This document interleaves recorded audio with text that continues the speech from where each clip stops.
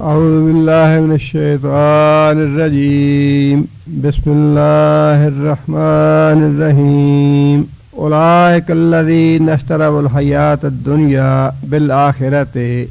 اولئک اسم اشارہ ہے، یہی وہ لوگ ہیں الذین جنہوں نے اشتروا خرید لیا حیات الدنیا دنیا کی زندگی کو بالآخرۃ آخرت کے بدلے میں. اس آیت کا تعلق پچھلی آیت کے ساتھ ہے. پچھلی آیت میں اللہ تعالیٰ نے یہودیوں کے بارے میں یہ بات ارشاد فرمائی تھی کہ یہودی ایک حصے پہ ایمان لاتے ہیں اور ایک حصے پہ عمل کرتے ہیں. افتؤمنون ببعض الکتاب، کتاب کے ایک حصے پہ تم ایمان لاتے ہو، وتکفرون ببعض، اور ایک کا انکار کرتے ہو. آگے اللہ نے فرمایا فما جزاء من یفعل ذلک منکم الا خزی فی الحیات الدنیا ویوم القیامت یردون الی اشد العذاب وما اللہ بغافل عما تعملون. دنیا میں ان کے لیے رسوائی ہے، آخرت میں ان کے لیے شدید عذاب ہے. اور اسی آیت کے حوالے سے اگلی آیت میں اللہ تعالیٰ نے یہ بات ارشاد فرمائی کہ یہی وہ لوگ ہیں یعنی یہودی جو دنیا کے مفاد کی خاطر، دنیا کے مال اور دولت کی خاطر، دنیا کی رنگینی اور چمک دمک کو دیکھ کے انہوں نے دنیا کو ترجیح دی اور آخرت کو چھوڑ دیا. خرید لیا دنیا کی زندگی کو آخرت کے بدلے میں. خریدنے سے مراد یہ ہے، انسان دیکھے دو ہی چیزیں ہیں، ایک یہ زندگی ہے، ایک اگلی زندگی ہے آخرت والی. اب انسان جب بازار میں کوئی چیز خریدنے جاتا ہے تو انسان کو یہ معلوم ہے کہ میں نے اپنی جیب سے پیسے نکالنے ہیں جو بڑی محنت سے کمائے ہیں. یہاں اللہ تعالیٰ نے اشتراء کا لفظ جو ہے یہ بڑی حکمت ہے اس میں اور بڑی سمجھنے والی بات ہے یہ کہ اللہ تعالیٰ یہ بھی کہہ سکتے تھے، جیسے بعض جگہ دوسری جگہ پہ فرمایا بھی کہ یہ وہ لوگ ہیں جنہوں نے دنیا کی زندگی کو آخرت پہ ترجیح دی. ترجیح کا لفظ بھی اللہ استعمال فرما سکتے تھے. یہودیوں کے بارے میں اللہ نے فرمایا کہ انہوں نے خرید لیا دنیا کی زندگی کو آخرت کو چھوڑ کے. انسان کوئی چیز جب خریدتا ہے تو اچھی طرح ٹھوک بجا کے دیکھتا ہے کہ واقعی یہ چیز میرے مطلب کی ہے یا نہیں، یا دوسری چیزوں کے مقابلے میں انسان وہ چیز خریدتا ہے جو زیادہ بھلی لگے، زیادہ اچھی لگے. انسان نے گاڑی خریدنی ہے، انسان پوچھتا ہے سب سے اچھا بھی کون سی گاڑی اچھی ہے، کس میں زیادہ فائدہ ہے، کس گاڑی پہ پیسے لگانے چاہیے. مکان خریدنا ہے، کوئی بھی چیز خریدنی ہے، انسان اچھی سے اچھی چیز بھائی زیادہ عرصے میں استعمال آتی رہے. زندگی میں ایک بار مکان خریدنا ہے، اچھا سا مکان لیا جائے. اللہ تعالیٰ نے یہاں پہ ترجیح کا لفظ استعمال نہیں فرمایا بلکہ فرمایا کہ انہوں نے دنیا کی زندگی کو خریدا، یعنی سوچ سمجھ کے خریدا. جانتے تھے کہ آخرت کی کیا حیثیت ہے، دنیا کی کیا حیثیت ہے، رسول اکرم صلی اللہ علیہ وسلم اللہ کے رسول ہیں یا نہیں ہیں، قرآن اللہ کی نازل کردہ کتاب ہے یا نہیں. لیکن انہوں نے جو کچھ کیا عمدن کیا، شعوری طور پہ کیا، صاحب سے یا غلطی سے نہیں کیا. جو چیز انسان خریدتا ہے وہ انسان صاحب سے نہیں خریدتا بلکہ شعوری طور پہ عمدن کرتا ہے. اس لیے اللہ نے یہ بات ارشاد فرمائی کہ یہودیوں نے یہ جو کام کیا یہ خالص دنیا کے مفاد کو سامنے رکھ کے دنیا کو ترجیح دیتے ہوئے یہ کام کیا اور آخرت کو انہوں نے چھوڑ دیا، دنیا کو خرید لیا. اس لیے فرمایا کہ قیامت کے دن یہ شدید ترین عذاب میں مبتلا ہوں گے. اور اس آیت میں یہ بات ارشاد فرمائی فلا یخفف عنہم العذاب. خفیف کا معنی اکثر سڑکوں پہ لکھا ہوتا ہے خفف السرع. خفف کا معنی ہلکا کر دینا، سلو ڈاؤن. خفف، slow down. اللہ فرماتے ہیں کہ قیامت کے دن جو ان کو شدید عذاب دیا جائے گا لا یخفف، اس میں کمی نہیں کی جائے گی، اس کو ہلکا نہیں کیا جائے گا. بعض لوگوں کا یہ خیال ہے کہ جہنمی جب جہنم میں چلے جائیں گے تو طویل عرصہ گزرنے کے بعد 100 سال بعد، 1000 سال بعد، 10,000 سال بعد شاید وہ یوز ٹو ہو جائیں گے، شاید وہ عادی ہو جائیں گے. انہیں آگ کی تکلیف محسوس نہیں ہوگی، عذاب محسوس نہیں ہوگا، یہ گمان بالکل غلط ہے۔ دنیا میں تو یہ ہوتا ہے ایسے، ایک انسان کو دکھ پہنچا، صدمہ پہنچا، غم پہنچا، ایک دن کے بعد اور کیفیت ہے، 10 دن کے بعد اور کیفیت ہے، مہینے کے بعد اور کیفیت ہے، سال کے بعد اور کیفیت ہے۔ دنیا میں تو واقعی یہ بات ہوتی ہے، لیکن آخرت میں قیامت جو جہنم کا عذاب ہے اس کے بارے میں اللہ تعالیٰ نے یہ بات ارشاد فرمائی کہ لا یخفف عنہم العذاب، کہ یہ کبھی بھی عذاب ان کا ہلکا نہیں کیا جائے گا۔ اور دوسری جگہ پہ اللہ تعالیٰ نے واضح طور پہ یہ بات ارشاد فرمائی ہے کلما خبت زدناہم سعیرا، کہ وہ آگ جب ذرا بھی ٹھنڈی پڑنے لگے گی، ٹھنڈی تو ہوگی نہیں، دھیمی ہونے لگے گی، ذرا بھی آگ دھیمی ہونے لگے گی، زدناہم سعیرا، ہم اسے اور بھی زیادہ کر دیں گے، بھڑکا دیں گے، دھیمی ہونے نہیں دیا جائے گا، مسلسل عذاب ہوگا۔ اور جس طرح کا عذاب کافر یا مشرک پہلے دن محسوس کریں گے جہنم میں، 1000 سال کے بعد بھی ویسی ہی تکلیف محسوس ہوگی۔ جتنا مرضی عرصہ گزر جائے، جتنا زمانہ گزر جائے، لیکن اس عذاب میں یوزو نہیں ہوں گے، اس میں کمی نہیں ہوگی۔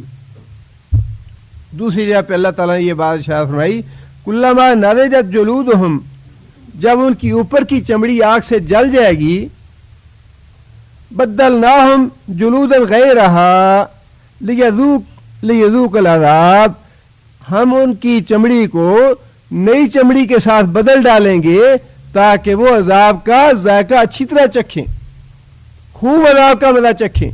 جس کا مطلب یہ ہے کہ اللہ تعالیٰ ہر لمحے ان کو ویسا ہی عذاب دیں گے جیسا عذاب جہنم میں ڈالتے ہوئے دیا گیا، اس میں کمی نہیں ہوگی۔ فلا یخفف عنہم العذاب، ان کے عذاب میں کمی نہیں کی جائے گی۔ اور دوسری بات یہ فرمائی بلا ہم ینصرون، بلا اور نہ ہی ہم وہ جہنمی ینصرون، مضارع مجہول ہے، مدد کیے جائیں گے، کہیں سے مدد نہیں ملے گی انہیں۔ تمنائیں کر لینا، آرزویں کر لینا، یا اس دنیا میں باطل عقائد بنا لینا، یہ اور بات ہے، لیکن یہ تو کبھی نہیں ہوتا کہ جو انسان تمنا کرے وہ پوری بھی ہو جائے۔ یہودیوں اور عیسائیوں کی تمنا تو یہ تھی کہ ہمارے بزرگ ہمیں قیامت کے دن اللہ سے بچا لیں گے، جہنم میں سے بچا لیں گے، ہماری سفارش کر کے چھڑا لیں گے اللہ سے، یہ ان کی تمنا تو تھی، لیکن یہ ضروری تو نہیں کہ ہر تمنا انسان کی پوری بھی ہو جائے۔ یہ ویسی ہی تمنا ہے جیسی اللہ تعالیٰ نے اس سے پہلے بات ارشاد فرمائی کہ یہ تو ان کی اپنی خواہشات اور تمنائیں ہیں کہ قیامت کے دن ہمارے بزرگ ہماری مدد کریں گے، ہمیں اللہ کی پکڑ سے چھڑا لیں گے۔ لیکن اللہ تعالیٰ نے واضح طور پہ یہ بات ارشاد فرمائی کہ جب وہ جہنم میں چلے جائیں گے بلا ہم ینصرون، تو کوئی ان کو بچائے گا نہیں، موسیٰ علیہ السلام نہیں آئیں گے، عیسیٰ علیہ السلام نہیں بچا سکیں گے۔ اور آج بھی اگر کسی کا یہ عقیدہ ہو کہ بزرگ قیامت کے دن اللہ سے بچا لیں گے، اللہ سے سفارش کر کے جہنم سے بچا لیں گے، تو یہ عقیدہ بالکل غلط ہے۔ بلا ہم ینصرون، اور کہیں سے انہیں مدد میسر نہیں آئے گی۔ آگے پھر اللہ تعالیٰ نے یہ تقریباً پہلا پارہ جو ہے یہ مسلسل یہودیوں کے جرائم سے متعلق ہی ہے۔ آگے پھر سورہ بقرہ میں دوسرے پارے میں کچھ احکام وغیرہ بھی شروع ہو جاتے ہیں، لیکن یہ پہلا پارہ جو ہے یہ تو مکمل طور پہ یہودیوں اور اسرائیل کے جرائم سے بھرا ہوا ہے کہ انہوں نے یہ جرائم کیے، یہ احکام دیے ہم نے انہوں نے اپنے وعدوں کی خلاف ورزیاں کی، یہ انہوں نے سرکشی اور بغاوت کی، لہٰذا اس کی سزا ہم نے یہ انہیں دی کہ دنیا میں بھی ذلیل و رسوا ہوں اور آخرت میں بھی ان کے لیے شدید ترین عذاب۔ آگے پھر اللہ تعالیٰ فرماتے ہیں بَلَقَدْ آتَيْنَا مُوسَى الْكِتَابَ، بلکت اور البتہ تحقیق، مطلب پکی بات ہے، یہ یقینی بات ہے، یہ آتینا ہم نے دی موسیٰ علیہ السلام کو الکتاب، کتاب سے مراد یہاں تورات ہے۔ موسیٰ علیہ السلام کو ہم نے کتاب دی، وَكَفَّيْنَا، کفا کا معنی ہوتا ہے آگے پیچھے، مسلسل تواتر کے ساتھ۔ کفینا، ہم نے تواتر کے ساتھ آگے پیچھے رسول بھیجے، من بعد ہی، موسیٰ کے بعد۔ موسیٰ علیہ السلام قرآن مجید میں بھی اور تاریخوں میں بھی جن جلیل القدر انبیاء کے اسماء گرامی آئے ہیں یا ہمیں ملتے ہیں، ان میں موسیٰ علیہ السلام کے بعد پھر عیسیٰ علیہ السلام کا نام ہمیں ملتا ہے، لیکن یہاں اللہ تعالیٰ نے یہ بات واضح فرما دی کہ ان دونوں انبیاء کے درمیان بھی بہت سے نبی آئے۔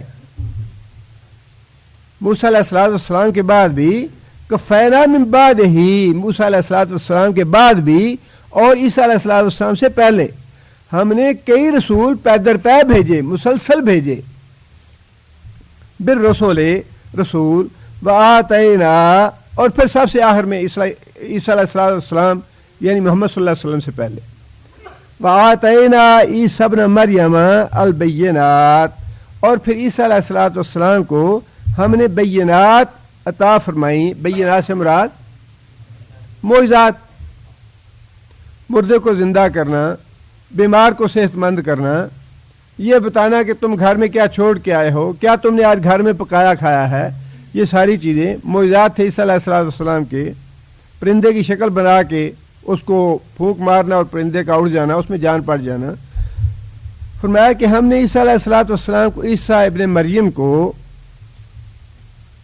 بینات دیے، معجزات دیے، وَأَيَّدْنَاهُ بِرُوحِ الْقُدُسِ، ایدنا، اور ہم نے تائید کی اس کی، اور ہم نے مضبوط کیا اس کو، ہم نے قوت دی اس کو، بروح القدس، روح القدس سے مراد جبرائیل علیہ السلام، روح الامین بھی کہا جاتا ہے انہیں اور روح القدس بھی کہا جاتا ہے۔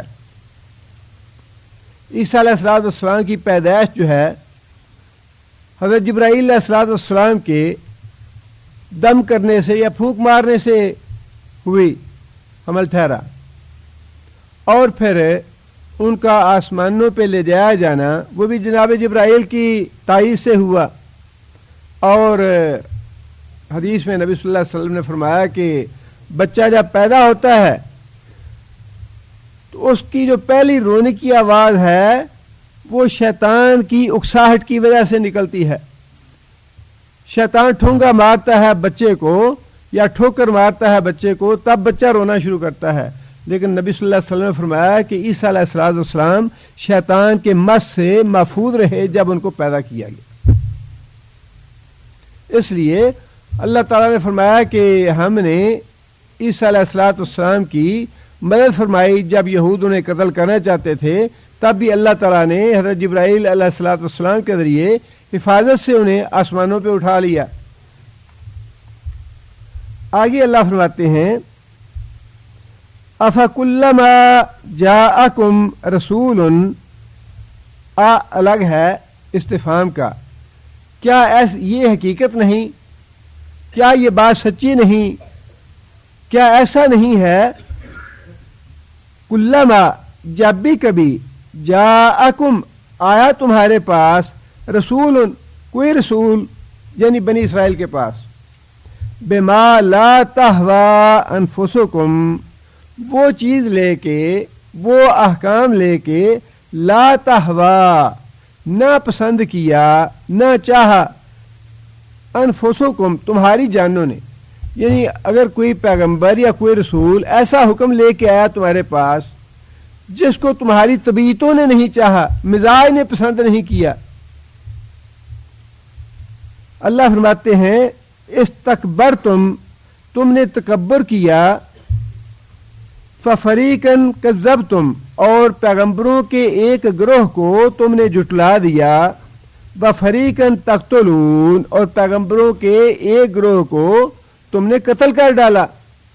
یہ بھی ان کے جرائم میں ہے کہ موسیٰ علیہ السلام کے بعد ہم نے پیدر پے کئی پیغمبر بھیجے، عیسیٰ علیہ السلام کو بھیجا، لیکن تمہارا طرز عمل یہ رہا کہ جب بھی کوئی پیغمبر تم ایسا حکم لے کے آیا جو تمہیں پسند نہیں تھا، یہ بالکل وہی بات ہے جو پہلے اللہ تعالیٰ نے فرمائی، افتؤمنون ببعض الکتاب، جو بات تمہیں تمہارے دل کو اچھی لگتی ہے اس پہ ایمان لے آتے ہو، وتکفرون ببعض، اور جو بات ذرا مشکل لگتی ہے، جو بات پسند نہیں آتی اس کو چھوڑ دیتے ہو۔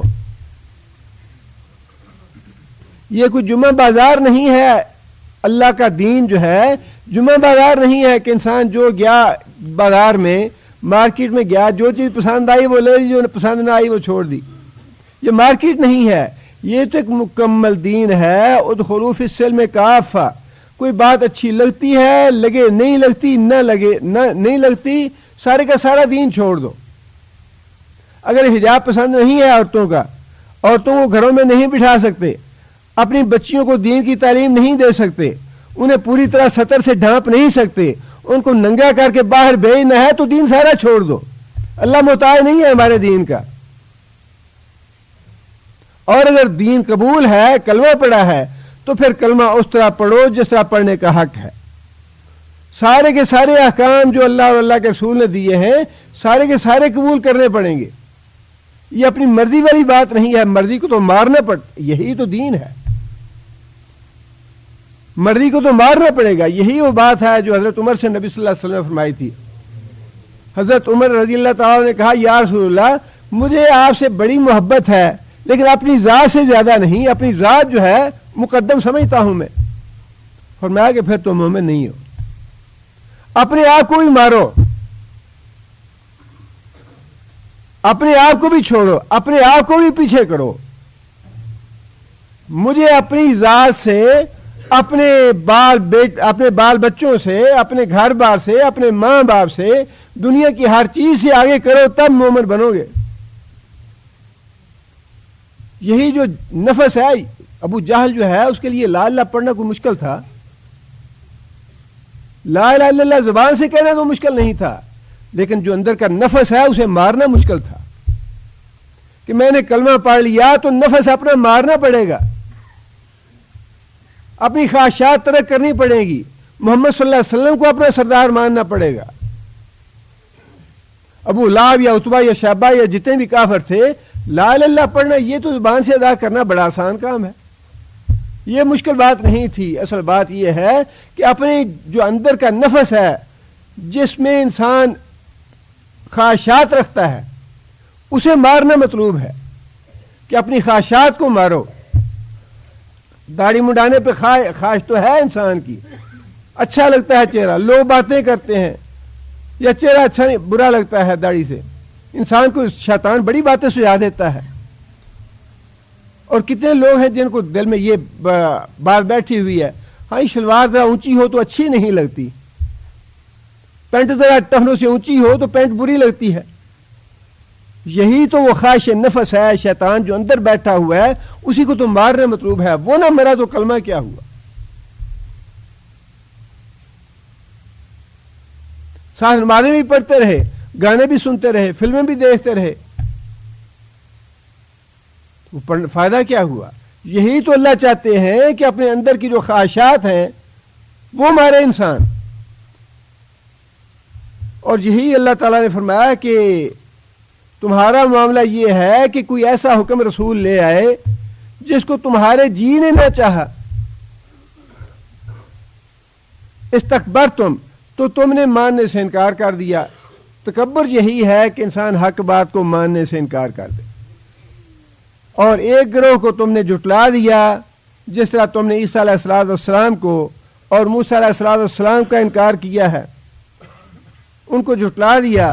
تو فریقاً تقتلون، اور جس طرح زکریا علیہ السلام اور یحییٰ علیہ السلام کو تم لوگوں نے قتل کر دیا، اس طرح بعض انبیاء کو تم نے قتل کر دیا اور بعض کو تم نے جھٹلا دیا۔ آگے پھر یہ ایک اور جرم ہو گیا ان کا، استکبار کا بھی، انبیاء کو جھٹلانے کا اور انبیاء کو قتل کرنے کا جرم۔ اور آگے ایک اور بڑا جرم ہے، فرمایا کہ وقالو، اور یہ یہودی کہتے ہیں، قلوبنا غلف، قلوبنا غلف، गुल्फ का वाहिद गुलाफ, गुलाफ का माना कवर। यहूदी कहते हैं कि हमारे दिल जो हैं ये गुलाफ में महफूज हैं, इनके ऊपर कवर चढ़ा हुआ है। जो अकीदा बैठ गया है वो बड़ा पक्का अकीदा है, उस अकीदे में कोई रद्दो बदल नहीं हो सकता। अब इस दिल में वो अकीदा इतना पक्का है कि तुम जो बातें, ये बात जो है इस्तेज़ा के तौर पे और नबी सल्लल्लाहु अलैहि वसल्लम की तौहीन करने के लिए कहते थे। क्या मोहम्मद जो बातें तू हमें सुनाना चाहता है या मनवाना चाहता है या जो हमें तू बातें बताता है वो उन बातों से हमारे दिल महफूज हैं, हमारे दिलों के ऊपर गुलाफ चढ़ा हुआ है। तुम्हारी बातें हमारे दिलों में दाखिल नहीं हो सकती। हदीस में आता है कि रसूल अकरम सल्लल्लाहु अलैहि वसल्लम घर से तशरीफ लाए, सहाबा से कहा कि आओ मेरे साथ चलो, यहूदियों के मदरसे में जाते हैं जहां ये तौरात वगैरह पढ़ते हैं। नबी सल्लल्लाहु अलैहि वसल्लम सहाबा किराम को लेके गए वहां पे। नबी सल्लल्लाहु अलैहि वसल्लम ने फरमाया कि या माशरल यहूद अस्लिमू तस्लमू, कि ऐ यहूदियों मुसलमान हो जाओ, बच जाओगे आखिरत के अज़ाब से। जवाब में उन्होंने ये बात कही, या अबुल कासिम कद बल्लगता, यानी बिल्कुल ऐसे जिस तरह इंसान, अच्छा भाई तेरी गाल पहुंच गई है, तूने अपनी बात पहुंचा दी है, अब जाओ। नबी सल्लल्लाहु अलैहि वसल्लम ने 3 मरतबा ये बात दोहराई, अस्लिमू तस्लमू, कि मुसलमान हो जाओ बच जाओगे, अस्लिमू तस्लमू, मुसलमान हो जाओगे बच जाओगे। लेकिन उन्होंने एक लम्हा के लिए भी ये सोचना गवारा नहीं किया कि मोहम्मद सल्लल्लाहु अलैहि वसल्लम किस बात की हमें दावत दे रहे हैं। फौरन ये जवाब दे दिया, कद बल्लगता या अबुल कासिम, जो तुमने बात कहनी थी वो बात हमें पहुंच गई, बस ठीक है अब जाएं आप। वही बात अल्लाह फरमाते हैं कि ये लोग समझते हैं, जुबान से भी ये कहते हैं कुलूबुना गुल्फुन, कि हमारे दिल जो हैं ये महफूज हैं। और ये हमारे यहाँ भी ये बड़ा मशहूर है मकूला, अपना अकीदा ना छोड़ो दूसरे अकीदे को ना छेड़ो, जानवर बन के रहो। ये बिल्कुल यहूदियों वाली बात है, जानवर बन के रहो। अफलाता, कुरान मजीद जो है ये तो बार बार झंझोड़ता है कि अकल मैंने तुम्हें क्यों दी है। अफलाता ताकिलून, क्या तुम सोचते नहीं हो, अकल से काम नहीं लेते। अफला यतदब्बरून अल कुरान, क्या ये लोग कुरान पे गौर व फिक्र नहीं करते। अम अला कुलूबिहिम अक़फ़ालुहा, क्या इनके दिलों पे कुहल चढ़े हुए हैं, ताले लगे हुए हैं। कुरान या इस्लाम जो है वो तो बार बार इस बात पे जोर देता है कि सोचो विचार करो, अकल से काम लो, तदब्बर करो दीन पे और शरीयत पे, इसलिए कि ये दुनिया की जिंदगी दोबारा नहीं मिलनी। अब उस आदमी से बड़ा अहमक कौन है जो चाह रहा हो कि मैं मक्की या मदीने जाऊं और गाड़ी दमाम के रास्ते पे डाल ले। अब ना वो किसी से पूछना गवारा करे, ना कोई बोर्ड पढ़ना गवारा करे, अंधों की तरह बहरों की तरह पहुंच जाए दमाम। अब वहां जाने के बाद अगर अकल आई तो उस अकल का फायदा क्या। फायदा तो तब है कि इंसान अपना वक़्त और अपनी मेहनत ज़ाया करने से पहले पूरी तरह तहकीक कर ले कि जिस रास्ते पे मैं जा रहा हूं वो मुझे मेरी मंजिल पे रास्ता पहुंचाएगा या नहीं पहुंचाएगा। मैंने अगर मक्का या मदीना का इरादा किया है तो ये रास्ता मक्का और मदीना का है या नहीं है। ये अल्लाह ताला ने दिल और दिमाग और आंख और कांख और जो कुछ भी दिया है, ये बार बार अल्लाह ताला क्यों फरमाते हैं कि वजालकुम समा वल अबसारा वल अफिदा कलीलम मा तशकुरून। मैंने तुम्हें दिल और दिमाग दिए हैं, तुम इनका शुक्र क्यों नहीं अदा करते। सोचो और गौर करो इस दिल और दिमाग से। इस दिल और हमारे यहाँ बेशुमार लोग ऐसे हैं, अल्लाह ताला ने वैसे अल्लाह का बड़ा फजल और अल्लाह का बड़ा करम भी है कि बड़े लोगों को अल्लाह ने यहाँ हदायत दी है।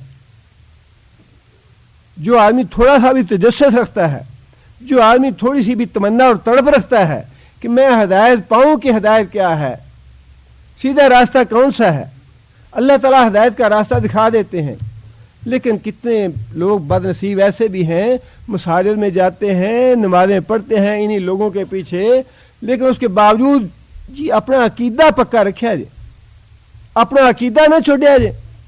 عقیدہ وہی ہے کہ داتا دیتا ہے اور علی حجویری دیتا ہے، عبد القادر شاہ جیلانی دیتا ہے، فلاں دیتا ہے، فلاں دیتا ہے، مشکل کشا بھی ہے، حاجت روا بھی ہے، وہ عقیدہ نہ چھوڑیں۔ یہ بالکل وہی بات ہے کہ قلوبنا غلف، کہ ہمارے دل جو ہیں یہ محفوظ ہیں، باہر کی کوئی بات ان دلوں میں داخل نہیں ہو سکتی، کسی کی بات ہم پہ اثر نہیں کر سکتی، کسی کی بات ہم قبول کرنے کے لیے یا سننے کے لیے تیار نہیں ہیں۔ اور جب انسان یہ طے کر لے کہ قلوبنا غلف، کہ ہمارے دل جو ہیں وہ بند ہیں، محفوظ ہیں، ہم نہ کسی کی بات سننا چاہتے ہیں، نہ کسی بات پہ غور و فکر کرنا چاہتے ہیں، تو اللہ تعالیٰ کو بھی پرواہ نہیں ہے۔ اللہ بھی فرماتے ہیں ختم اللہ علی قلوبہم، میں نے ان کے دلوں پہ مہر لگا دی۔ اور یہاں اللہ تعالیٰ نے یہاں بھی بات یہ ارشاد فرمائی ہے کہ یہ تو دعویٰ کرتے ہیں کہ ہمارے دل محفوظ ہیں، لیکن اللہ کا ارشاد یہ ہے بل لعنہم اللہ، ان بدبختوں کے دل محفوظ نہیں بلکہ اللہ نے ان پہ پھٹکار ڈال رکھی ہے، لعنت ڈال رکھی ہے اللہ نے ان پہ، بے کفرہم، ان کے کفر کی وجہ سے، فقلیلا ما یؤمنون، فقلیلا بہت ہی تھوڑا ہے، ما یؤمنون جو ایمان لاتے ہیں۔ اس کے دونوں مفہوم ہیں، ایک تو یہ ہے کہ یہودیوں کا جو ایمان ہے وہ تھوڑا ہے، نامکمل ہے، اللہ پہ ایمان ہے ان کا، آخرت پہ ایمان ہے ان کا، موسیٰ علیہ السلام پہ ایمان ہے ان کا، تورات پہ ایمان ہے ان کا، لیکن یہ ایمان کل کا جز ہے اور جز اللہ کو مطلوب نہیں۔ کل یہ ہے کہ موسیٰ علیہ السلام کے بعد عیسیٰ علیہ السلام پہ بھی ایمان لائیں، عیسیٰ علیہ السلام کے بعد حضرت محمد صلی اللہ علیہ وسلم پہ بھی ایمان لائیں، قرآن مجید پہ بھی ایمان لائیں، تب ایمان مکمل ہوگا۔ جز اللہ کو مطلوب نہیں ہے، اللہ کے ہاں مقبول نہیں ہے، اللہ تعالیٰ کو مکمل ایمان مطلوب ہے۔ اللہ پہ ایمان بھی ہو، آخرت پہ ایمان بھی ہو، جنت جہنم پہ ایمان بھی ہو، سارے انبیاء پہ بلا تفریق ایمان ہو، محمد صلی اللہ علیہ وسلم سمیت، اور قرآن مجید کو اور باقی کتابوں کو بھی اللہ تعالیٰ کی طرف سے منزل من اللہ سمجھے، تب ایمان مکمل ہوتا ہے۔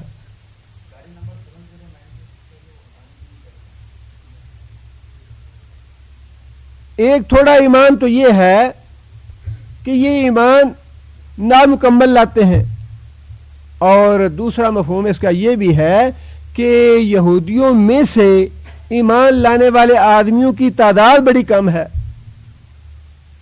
بہت تھوڑے یہودی ہیں جو ایمان لانے والے ہیں۔ آج بھی بہت سی مثالیں آپ کو مل جائیں گی، عیسائیوں کی بھی، ہندوؤں کی بھی، دوسرے مذاہب میں سے بھی، لیکن یہودیوں میں سے بڑی ہی کم مثالیں ملے گی ایمان لانے والوں۔ حضرت عبداللہ بن سلام اور ان کے ساتھ شاید تاریخ میں لکھا ہے کہ زیادہ سے زیادہ 10 آدمی یا 12 آدمی تھے جو مسلمان ہوئے نبی صلی اللہ علیہ وسلم کے عہد میں۔ اس لیے اللہ تعالیٰ نے فرمایا کہ تم لوگ بہت ہی تھوڑے ایمان لانے والے ہو۔ جب انسان اپنے دل کو یہ سمجھے کہ محفوظ ہے اور کوئی چیز اس میں داخل نہیں ہو سکتی، نہ میں نے کسی کی بات سننی ہے، نہ اپنے دل میں کوئی تبدیلی لانی ہے، اپنے عقیدے کو تبدیل کرنا ہے، تو پھر ظاہر ہے کہ انسان جہاں کا جامد ہے وہاں کا جامد رہے گا۔ آگے پھر اللہ فرماتے ہیں بلما جاءہم کتاب من عند اللہ، بلما اور جب جاءہم آئی ان کے پاس، کتاب ایک کتاب، یہاں کتاب سے مراد قرآن مجید، پہلا جو کتاب کا لفظ آیا ہے اس سے تورات مراد ہے، اور یہاں پہ مراد ہے قرآن مجید۔ جب ان کے پاس ایک کتاب آ گئی من عند اللہ، اللہ کی طرف سے، مصدقن جو تصدیق کرنے والی تھی، لما واسطے اس چیز کے جو معہم ان کے پاس تھی۔ ان کے پاس کون سی کتاب تھی؟ تورات۔ اور قرآن مجید جو ہے وہ ان معنوں میں تصدیق کرنے والی ہے پہلی کتابوں کی، کہ عقائد کے معاملے میں ان کتابوں میں کوئی اختلاف نہیں ہے۔ توحید میں اختلاف نہیں ہے، رسالت کے عقیدے میں اختلاف نہیں ہے، آخرت کے عقیدے میں اختلاف نہیں ہے، وہ سارے عقیدے اور ساری وضاحتیں، ساری باتیں وہی ہیں۔ لہذا فرمایا کہ مصدقن، یہ قرآن مجید جو ہے یہ مصدق ہے، تصدیق کرنے والا ہے پہلی کتابوں کا، بکانو، اور اس کتاب کے آنے، من قبلو، اور تھے اس سے پہلے، بکانو من قبلو، اور تھے اس سے پہلے، کس سے پہلے؟ قرآن مجید نازل ہونے سے پہلے، یستفتحون، فتح کی دعا مانگتے، علی الذین کفروا، ان لوگوں کے مقابلے میں جنہوں نے کفر کیا۔ ایک انصاری تھے عاصم بن عمر رضی اللہ تعالیٰ عنہ، وہ کہتے ہیں کہ جب تک نبی صلی اللہ علیہ وسلم تشریف نہیں لائے اس سے پہلے یہودیوں کی جب کبھی لڑائی ہوتی عربوں سے، بنو اسماعیل سے، تو یہ مغلوب ہو جاتے۔ بزدل ہے قوم، بڑی بزدل ہے یہودیوں کی، بزدل تھے اور ہمیشہ مار کھاتے عربوں سے۔ جب بھی یہ مغلوب ہوتے عربوں سے تو پھر یہ کہتے کہ ایک نبی آنے والا ہے اور اس نبی کے ساتھ مل کے ہم تم سے بدلے لیں گے، ہم تمہیں خوب قتل و غارت کریں گے، تمہاری غارت گری کریں گے، تمہیں خوب قتل کریں گے، تم سے اپنا انتقام لیں گے جب وہ نبی آ جائے گا۔ اور اللہ نے فرمایا کہ اس سے پہلے، قرآن مجید نازل ہونے سے پہلے، یستفتحون، یہ دعائیں مانگتے تھے۔ دعائیں کیا مانگتے تھے؟ فتح کی، یا اللہ جلدی نبی بھیج تاکہ ہم ان عربوں سے بدلہ لیں، ان کافروں سے اور مشرکوں سے بدلہ لیں اپنا۔ کانو من قبل یستفتحون علی الذین کفروا فلما، پس جب جاءہم، آ گیا وہ ان کے پاس جس کی دعائیں مانگتے تھے کہ یا اللہ جلدی بھیج، جاءہم، آ گیا ان کے پاس، ما عرفو، جس کو عرفو، کون سا فعل ہے؟ ماضی ہے، جمع مذکر غائب کا صیغہ ہے، جس کو پہچان لیا یہودیوں نے، عرفو، پہچان لیا، کفروا بہی، تو اس کا انکار کر ڈالا۔ جب وہ آ گیا جس کی وجہ سے، جس کے واسطے سے وہ اپنی فتح کی دعائیں مانگتے تھے کہ یا اللہ بھیج وہ نبی جلدی جلدی تاکہ ہم ان پہ غالب آئیں، کافروں پہ یا عربوں پہ۔ اللہ فرماتے ہیں جب وہ آ گیا ان کے پاس، ما عرفو، جس کو انہوں نے پہچان لیا، کفروا بہی، تو اس کا انکار کر ڈالا۔ فلعنت اللہ علی الکافرین، لعنت ہے اللہ کی ایسے کافروں پہ۔ اس سے پہلے بھی اللہ تعالیٰ نے کافروں پہ لعنت ڈالی ہے، اور یہاں پھر اللہ تعالیٰ یہودیوں پہ، اور یہاں پھر اللہ تعالیٰ نے ان یہودیوں پہ لعنت ڈالی رسول اکرم صلی اللہ علیہ وسلم پہ ایمان نہ لانے کی وجہ سے۔ اب قرآن مجید میں دوسری جگہ پہ اللہ تعالیٰ نے یہ بات ارشاد فرمائی، یعرفونہ کما یعرفون ابناءہم، یہ محمد صلی اللہ علیہ وسلم کو اس طرح پہچانتے ہیں جس طرح اپنی اولادوں کو پہچانتے ہیں۔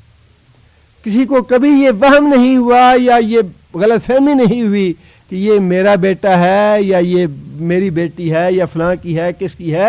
ہر آدمی اپنے بیٹے اور بیٹی کو خوب پہچانتا ہے، اس طرح یہ محمد صلی اللہ علیہ وسلم کو پہچانتے ہیں۔ ام المومنین حضرت صفیہ رضی اللہ تعالیٰ عنہ نے یہ واقعہ بیان کیا، اس وقت ابھی ایمان نہیں لائی تھیں، کہتی ہیں کہ میرا باپ اور میرا چچا دونوں یہودی سردار تھے۔ حیی بن اخطب والد کا نام تھا، یہودی سردار تھا۔ جب نبی صلی اللہ علیہ وسلم تشریف لائے مدینہ میں تو ان دونوں نے کہا کہ آؤ ذرا مل کے چلیں اور جا کے دیکھیں کہ واقعی یہ وہی نبی ہے جس کی تورات میں بشارت دی گئی ہے۔ دونوں مل کے گئے، رسول اکرم صلی اللہ علیہ وسلم سے ملاقات کی، گھر واپس آ گئے۔ حضرت صفیہ رضی اللہ تعالیٰ عنہ کہتی ہیں کہ میں دونوں کی باتیں سن رہی تھی، دونوں آپس میں گفتگو کر رہے تھے۔ میرے چچا نے کہا میرے باپ سے کہ کیا یہ واقعی وہی نبی ہے جس کی بشارت دی گئی ہے تورات میں؟ میرے باپ نے کہا کہ ہاں واللہ یہ واقعی وہی نبی ہے جس کی بشارت۔ تو پھر چچا نے کہا پھر کیا ارادہ ہے, ایمان لانا ہے یا نہیں لانا؟ تو میرے باپ نے کہا کہ واللہ جب تک میں زندہ ہوں اس سے دشمنی ہی دشمنی رکھوں گا, عداوت ہی عداوت رکھوں گا. یہی بات اللہ نے فرمائی ما عرفو, پہچان لیا اس کو انہوں نے, رسول اکرم صلی اللہ علیہ وسلم کو, لیکن اس کے باوجود کفر کر دیا. فلعنت اللہ علی الکافرین, یہودیوں پہ لعنت ہو اس کفر کی وجہ سے کہ انہوں نے پہچاننے کے باوجود نبی صلی اللہ علیہ وسلم کا انکار کر دیا. آگے پھر اللہ تعالیٰ نے وہی بات ارشاد فرمائی بیسا مشترو بہی, بیسا بہت ہی برا ہے, ما جو اشترو بہی جس کے بدلے میں انہوں نے خریدا, انفسہم اپنی جانوں کو, اپنی جانوں کو کس چیز کے بدلے خریدا؟ کفر کے بدلے میں. کفر کے بدلے میں کفر لیا اور اپنی جانوں کو جہنم کے حوالے کیا. جس چیز کو خریدا انہوں نے وہ بہت ہی برا ہے اپنی جانوں کے بدلے میں. آگے اللہ فرماتے ہیں, یہاں اللہ تعالیٰ نے ماں کی پھر آگے وضاحت بھی فرما دی, ان یکفروا کہ انہوں نے کفر کیا, بے ما ساتھ اس چیز کے جو انزل اللہ ہو اللہ نے نازل فرمائی. کفر کیوں کیا؟ بغین ضد کی وجہ سے, بغاوت کی سرکشی کی وجہ سے. وجہ یہ نہیں تھی کہ انہیں پتہ نہیں چلا یا انہیں کوئی غلط فہمی ہو گئی یا تحقیق نہیں کر سکے, بلکہ فرمایا کہ ان کے انکار کی وجہ کیا تھی؟ بغین ضد تھی کہ یہ بنو اسماعیل جو ہیں, عرب جو ہیں, ان کو تو ہم اپنا غلام سمجھتے ہیں, اپنے آپ سے حقیر سمجھتے ہیں, یہ ہم سے کمتر مخلوق ہیں, ان پڑھ ہیں, اجڑ ہیں, جنگلی ہیں, ہم پڑھے لکھے لوگ ہیں, ہم مہذب لوگ ہیں, اور سارے انبیاء کرام ہماری نسل سے آتے رہے, بنو اسحاق سے. اب یہ نبی جس کی بشارت دی گئی تھی بنو اسحاق کی بجائے یہ بنو اسماعیل میں کیوں آیا؟ فرمایا کہ ان کے انکار کی وجہ جو تھی وہ بغین تھی, یہ ضد تھی کہ یہ ایسا کیوں ہوا ہے, بنو اسماعیل سے محمد صلی اللہ علیہ وسلم کیوں تشریف لائے ہیں. ان ينزل اللہ من فضلہ علی من یشاء من عبادہ, سرکشی اور بغاوت کی وجہ سے کہ اللہ نے نازل کیا اپنا فضل, یا اپنے فضل سے اللہ نے فضل نازل کیا اس کے اوپر علی من یشاء, جس کو اللہ نے چاہا, من عبادہ اپنے بندوں میں سے. انہیں ضد یہ تھی, تکلیف یہ تھی, اعتراض یہ تھا کہ اللہ تعالیٰ نے اپنا فضل, اپنی رسالت, اپنی نبوت ہماری نسل کے بجائے کسی دوسری نسل کے حوالے کیوں کر دی ہے. اب دیکھیے یہ کتنا ایک عقل کا پھیر ہے اور بد نصیبی کی بات ہے.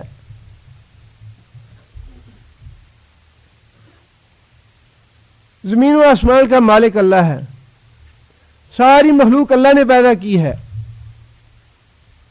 اللہ جس کو چاہتا ہے اسے بیٹا دیتا ہے, جسے چاہتا ہے اسے بیٹی دیتا ہے, جسے چاہتا ہے صحت دیتا ہے, جسے چاہتا ہے اسے بیمار کرتا ہے, جسے چاہتا ہے اسے مال دولت دیتا ہے, جسے چاہتا ہے اسے محروم کر دیتا ہے. جتنی بھی دنیا کی نعمتیں ہیں, جو کچھ بھی اللہ نے پیدا کیا ہے وہ ساری اللہ اپنی مرضی سے دیتا ہے. اس پہ تو اعتراض نہیں ہے کہ اللہ نے فلاں کو دولت کیوں. اب یہودیوں کے پاس اس وقت بھی بڑے مالدار تھے, یہ آج بھی بڑے مالدار ہیں, پوری دنیا کی تجارت ان کے ہاتھ میں تھی اس وقت بھی نبی صلی اللہ علیہ وسلم کے زمانے میں, اور آج بھی اتفاق سے پوری دنیا کی تجارت یہودیوں کے ہاتھ میں ہے. اب ان بدبختوں کو یہ سوچ نہیں آتی کہ یہ اللہ پہ اعتراض کیوں نہیں کرتے کہ یہ ساری دولت ہمیں کیوں دے دی ہے, یا دوسرے بھی اعتراض کر سکتے ہیں کہ یہ دولت یا اللہ یہودیوں کو کیوں دی تو نے, ہمیں کیوں نہیں دی. اب باقی چیزیں جو ہیں وہ تو اللہ اگر اپنی مرضی سے دے تو وہ گوارا ہیں, وہ صحیح ہیں اور وہ اللہ کا حق ہے. لیکن رسالت اور نبوت کے بارے میں یہودیوں کے اعتراض تھا کہ یہ ہم سے کیوں نہیں پوچھی گئی, یہ اللہ نے اپنی مرضی سے کیوں دی ہے. یہ جو اللہ کا فضل ہے نبوت کا اور رسالت کا، یہ اللہ نے اپنی مرضی سے کیوں دیا ہے؟ اور قرآن مجید میں دوسری جگہ پہ اللہ تعالیٰ نے یہ بات ارشاد فرمائی کہ کافروں کو یہ اعتراض ہے، یہ مشرک یہ اعتراض کرتے ہیں کہ کیا مکہ اور طائف دو بڑے شہروں میں نبوت کے لیے یا رسالت کے لیے اللہ تعالیٰ کو یہی آدمی ملا تھا؟ بڑے بڑے سردار تھے، بڑے بڑے جاگیردار اور مالدار تھے، اللہ کو چاہیے تھا ان میں سے کسی کو منتخب کرتا رسالت کے لیے۔ اللہ تعالیٰ نے یہاں وہی بات ارشاد فرمائی کہ ان کا اعتراض یہ ہے کہ اللہ تعالیٰ نے اپنے فضل سے جس کو چاہا اپنے بندوں میں سے نواز دیا۔ اب یہ ضد ہے انہیں، اس وجہ سے یہ رسول اللہ صلی اللہ علیہ وسلم پہ ایمان نہیں لاتے۔ اللہ فرماتے ہیں فباؤ بغضب علی غضب، فباؤ پس مول لیا انہوں نے، بغضب غضب علی غضب، غضب کے اوپر غضب مول لیا انہوں نے۔ پہلا غضب کس بات کا؟ عیسیٰ علیہ الصلوۃ والسلام اور انجیل پہ ایمان نہیں لائے یہودی، پہلا غضب اس بات کا، اور پھر اگلا غضب اس بات کا کہ محمد صلی اللہ علیہ وسلم اور قرآن پہ ایمان نہیں لائے۔ دوہرا غضب مول لیا انہوں نے، لیکن دوہرے کا مطلب یہ نہیں کہ صرف دو ہی غضب مول لیے، بلکہ ان کے جو جرائم ہیں وہ ان میں سے تو ہر جرم جو ہے وہ اللہ کا غضب مول لینے والا ہے۔ یہاں غضب پہ غضب مول لینے کا مطلب یہ ہے کہ مسلسل یہ غضب لیتے چلے آ رہے ہیں۔ آگے اللہ فرماتے ہیں وَلِلْكَافِرِينَ، اور کافروں کے لیے عذاب مہین، عذاب مہین ہے، رسوا کرنے والا عذاب۔ ویسے تو جہنم میں جانا ہی بڑی رسوائی ہے، جہنم ایسی جگہ ہے لا یموت فیہا ولا یحیا، ایسا عذاب ہے وہاں پہ، اللہ پناہ دے ہر مسلمان کو، کہ وہاں جانا ہی بڑی رسوائی ہے۔ لیکن اللہ فرماتے ہیں کہ وہاں جانے کے بعد بھی ہم ان کو رسوا کرنے والا عذاب دیں گے۔ ایمان بڑی دولت ہے جس کا ہمیں آج اندازہ نہیں یا جس کی قدر و قیمت نہیں ہے، لیکن بہت بڑی دولت ہے۔ مفسرین نے لکھا ہے کہ جہنم میں جانے کے باوجود اللہ تعالیٰ مسلمانوں میں اور کافروں میں فرق کریں گے۔ جو مسلمان گناہ گار جہنم میں جائیں گے وہ جہنم میں جائیں گے تاکہ گناہوں سے اللہ پاک کر کے انہیں نکال کے جنت میں بھیج دے، ان کے گناہ جو ہیں وہ دھل جائیں، گناہوں سے پاک صاف ہو جائیں، وہ ان کو ذلیل یا رسوا کرنے کے لیے جہنم میں نہیں ڈالا جائے گا، بلکہ مقصد یہ ہوگا کہ ان کو گناہوں سے پاک کیا جائے۔ جس طرح ہسپتال میں مریض کو بھیجا جاتا ہے تاکہ اس کا وہاں ٹریٹمنٹ کیا جائے، علاج کیا جائے اور صحت یاب ہو کے وہ اپنے گھر میں آ جائے، مسلمانوں کو ان کے جو جرائم ہوں گے جیسے جیسے ہوں گے اور جتنے ہوں گے اس حساب سے جہنم میں ڈالا جائے گا اور ان کے گناہوں سے پاک صاف کر کے ان کو جنت میں اپنے گھر میں لے آیا جائے گا۔ لیکن کافروں کے لیے یہ معاملہ نہیں ہوگا، اور اللہ تعالیٰ نے اور رسول اکرم صلی اللہ علیہ وسلم نے بڑی وضاحت کے ساتھ قرآن مجید میں بھی اور احادیث میں بھی ذکر فرمایا۔ اب دیکھیے مثال کے طور پہ چھوٹی سی مثال لے لیجیے، اور ذلت اور رسوائی کی اس سے بڑی بات کیا ہے کہ ایک آدمی ہے، اس نے یہاں دنیا میں ساری دنیا کے سامنے وہ بڑا معزز ہے، اچھا جی اس کے ایک اوکے کہنے سے 1/4 دنیا جو ہے وہ تباہ ہو سکتی ہے، پوری دنیا کی طاقت ہے اس کے پاس، پوری دنیا سے جو منوانا چاہے منوا سکتا ہے، بڑی عزت ہے، بڑا وقار ہے۔ اب اس کے دماغ میں تو یہی بات ہے کہ جب میں آگے جاؤں گا تو آگے بھی میرے لیے ویسے ہی عزت ہوگی، پھولوں کے ہار لے کے کھڑے ہوں گے میرے لیے فرشتے ہونے چاہیے، دماغ تو یہ بات ہوگی۔ اب اللہ تعالیٰ معاف کرے، رچرڈ ہاربروک یہ پچھلے دنوں مر گیا ہے، اور ہمارے لیے تو ایسے ہی ہے، کتا مر گیا مشرک مر گیا، ایک ہی بات ہے، دنیا سے رخصت ہو گیا۔ اب جو کچھ اس نے دنیا میں تنترا دیکھا تھا، بڑی اس کی وائس رائے تھا پاکستان کا، کوئی ایسی بات نہیں تھی جس سے پاکستان کے حکمران جو ہیں وہ انکار کر سکیں یا نہ کر سکیں اسے، بڑی عزت، بڑا وقار اور اپنی پوری حکومت کا نمائندہ ہے۔ اب اس کے دل میں تو یہی ہوگا کہ جب میں آگے جاؤں گا تو آگے بھی میرے لیے بڑی عزت ہوگی، بڑا وقار ہوگا، جو کچھ یہاں ہے وہی کچھ آگے بھی ہونا چاہیے۔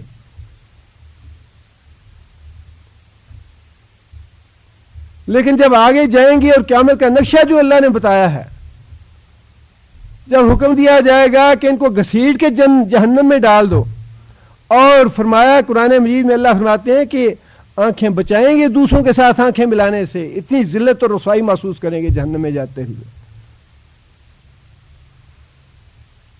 پانی کا ایک قطرہ نصیب نہیں ہوگا۔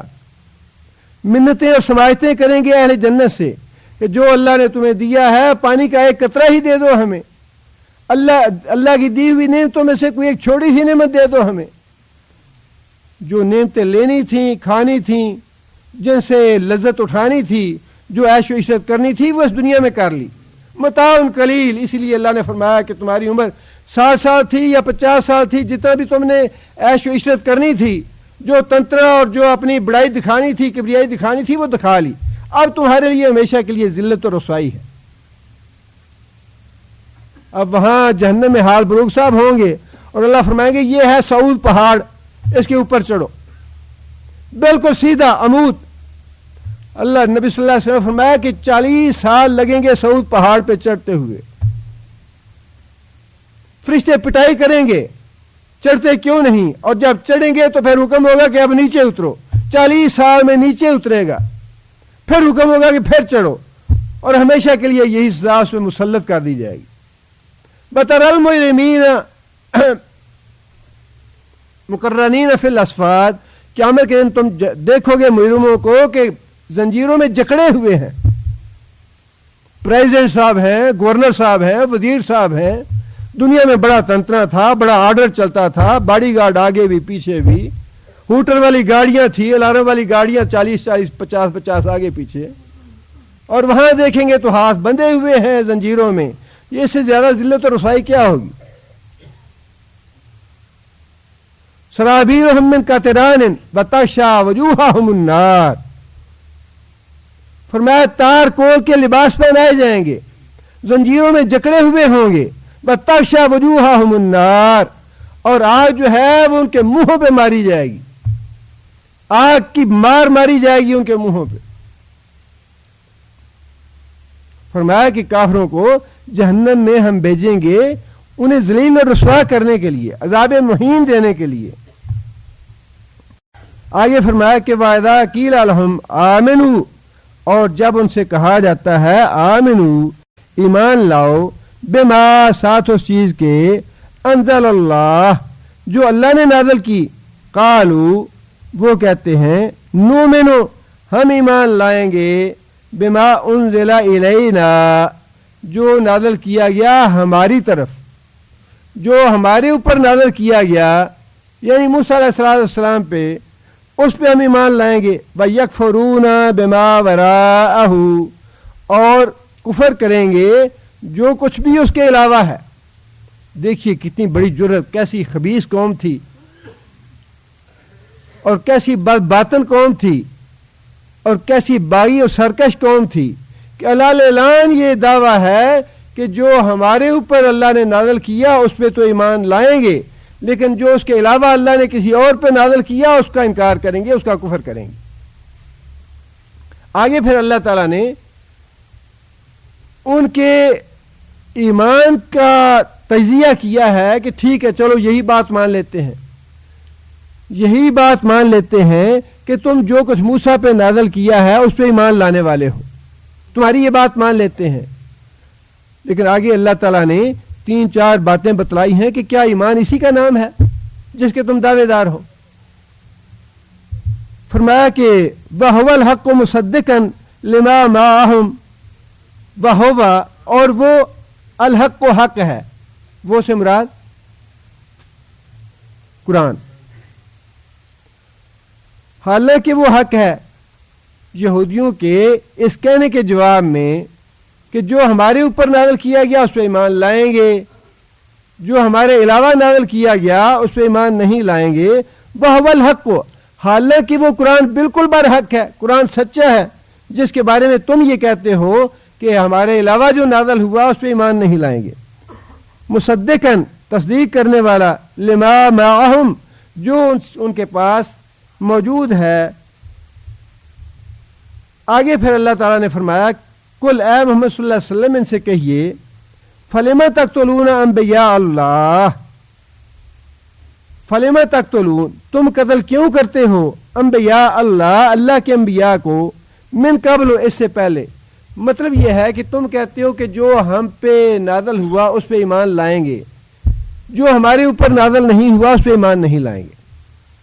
चलो ईमान लिया, आपकी बात ठीक है कि आप उस पे ईमान लाएं जो आप पे नाज़िल किया। अल्लाह फरमाते हैं, अल्लाह सवाल करते हैं कि तुमने जो अंबिया को कत्ल किया, क्या मैंने हुक्म दिया था तौरात में अंबिया को कत्ल करना, तुम इनको कत्ल करते हो? जिन अंबिया को तुमने कत्ल किया ये बनी इसराइल के अंबिया थे, और तुम कहते हो कि हम तो तौरात पे ईमान लाते हैं, मूसा अलैहिस्सलाम पे ईमान लाते हैं। तो क्या मूसा अलैहिस्सलाम ने कहा था अंबिया को कत्ल करना, या तौरात में लिखा था कि अंबिया को कत्ल करना? इन कुंतुम मोमिनीन, अगर तुम वाकई सच्चे हो अपनी बात में, वाकई तुम मोमिन हो, वाकई ईमान लाने वाले हो तौरात पे, मूसा अलैहिस्सलाम पे, तो ये बताओ कि अंबिया को कत्ल करना जो है ये तुम्हारे लिए कैसे जायज ठहरा? क्यों कत्ल किया तुमने अंबिया को? इसका मतलब ये है कि तुम्हारा ईमान का दावा जो है ये गलत है। अगली बात अल्लाह ताला ने ये बात इरशाद फरमाई, वलक़द जाअकुम मूसा बिल बय्यिनात, और अलबत्ता तहकीक जाअकुम, आए तुम्हारे पास मूसा अलैहिस्सलाम बिल बय्यिनात लेके, सुम्मा फिर अत्तखज़्तुमुल इजला, तुमने बना लिया बछड़े को, मिन बादिही, खुदा बना लिया, इलाह बना लिया, मिन बादिही, उसके बाद, किसके बाद? मूसा अलैहिस्सलाम के तूर पे चले जाने के बाद तुमने बछड़े को इलाह बना लिया।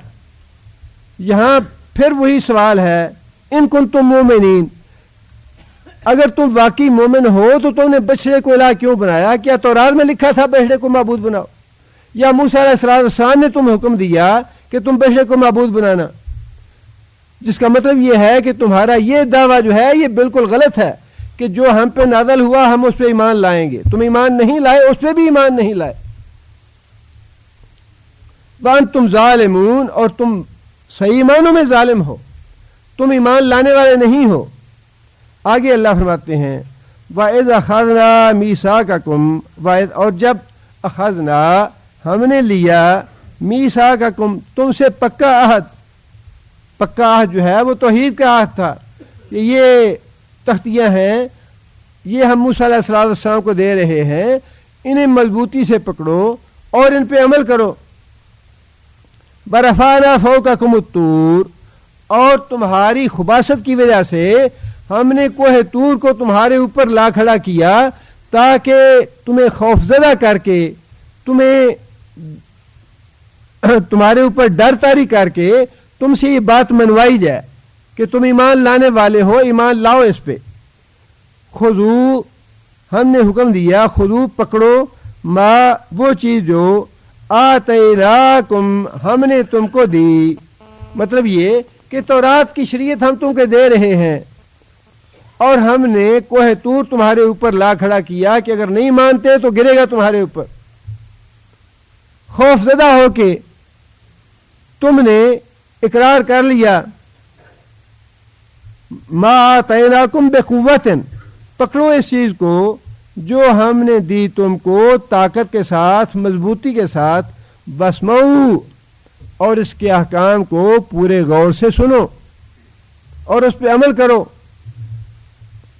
कालू, जवाब में क्या कहा यहूदियों ने? समेना व असायना, समेना, हमने सुन तो लिया, अमल का मामला ये है, असायना, हमने नाफरमानी की। सुन लिया और नाफरमानी की।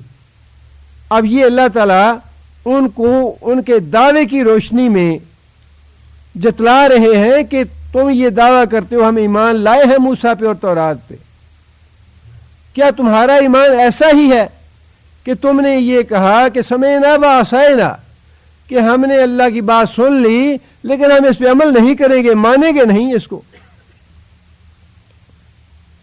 आगे फिर अल्लाह फरमाते हैं, واشربوا اور پلائے گئے فی قلوبہم العجلا فی قلوبہم اپنے دلوں میں اجلا بشرے کی محبت بے کفرہم اپنے کفر کی وجہ سے، جو بار بار شکنیاں کرتے رہے، انبیاء کی تکذیب کرتے رہے، اللہ تعالیٰ نے ان کو ان کی سزا یہ دی، اللہ تعالیٰ نے بچھڑے کی جو محبت تھی اس طرح ان کی رگ رگ میں ڈال دی، اس طرح روئے روئے میں ڈال دی، جس طرح انسان پانی پیتا ہے اور پانی انسان کے رگ و ریشے میں سما جاتا ہے، جسم کے ہر حصے میں پہنچتا ہے، فرمایا اس طرح سے بشرے کی محبت جو ہے وہ ہم نے ان کے دلوں میں ڈال دی۔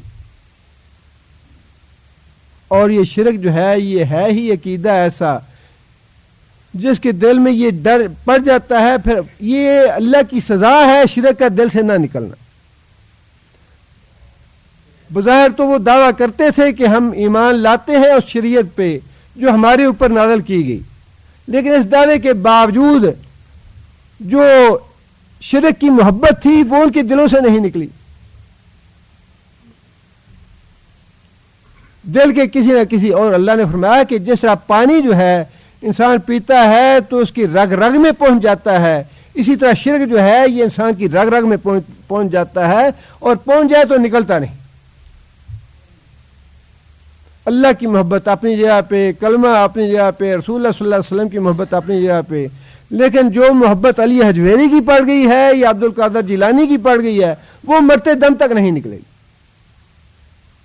8 سال کا عرصہ تھوڑا عرصہ ہے،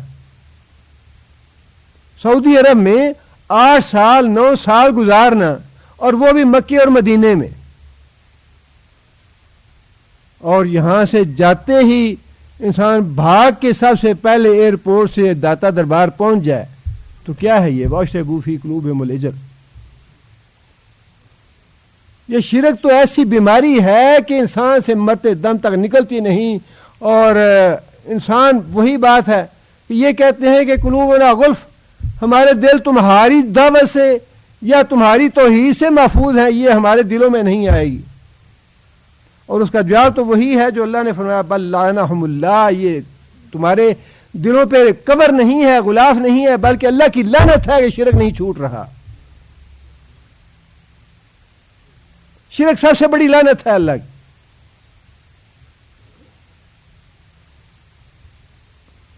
اللہ محفوظ رکھے، دعا کرنی چاہیے، ہر ایک کے لیے دعا کرنی چاہیے۔ مشرک ہیں، خاص طور پہ وہ مسلمان جنہوں نے کلمہ پڑھ رکھا ہے، دعا تو ہم ضرور کریں گے، کوئی چھوٹا ہے یا بڑا ہے، وزیر ہے، امیر ہے، کبیر ہے، جیسا بھی ہے، دعا تو ہم ضرور کریں گے، یا اللہ ہدایت دے انہیں، یا اللہ توحید پرست بنا انہیں۔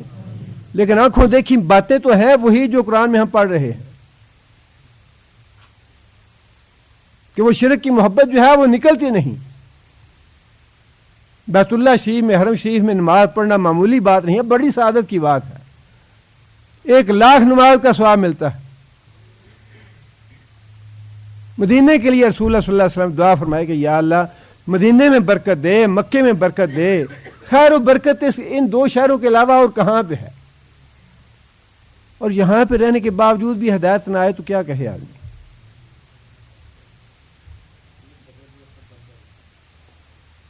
آگے اللہ فرماتے ہیں کہ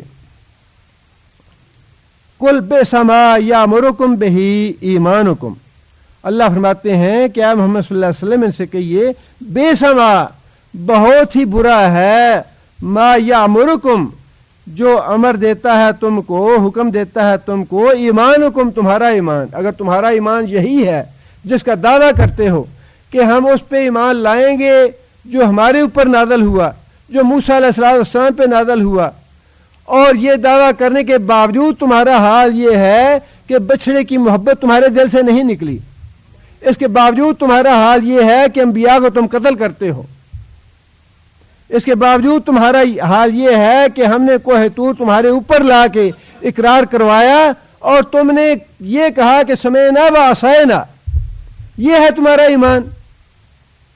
فرمایا اللہ نے کہ اگر تمہارا ایمان یہی ہے تو بڑا ہی برا ایمان ہے، یہ بہت ہی بری چیز ہے جو تمہیں ان باتوں کا حکم دے رہی ہے۔ ان کنتم مومنین، اگر واقعی ایمان ہو تو ایمان تو یہ حکم نہیں دیتا ان باتوں کا جو تم کرتے ہو. آگے اللہ فرماتے ہیں کل اے محمد صلی اللہ علیہ وسلم. اور یہ دیکھیے حرکتیں کیسی.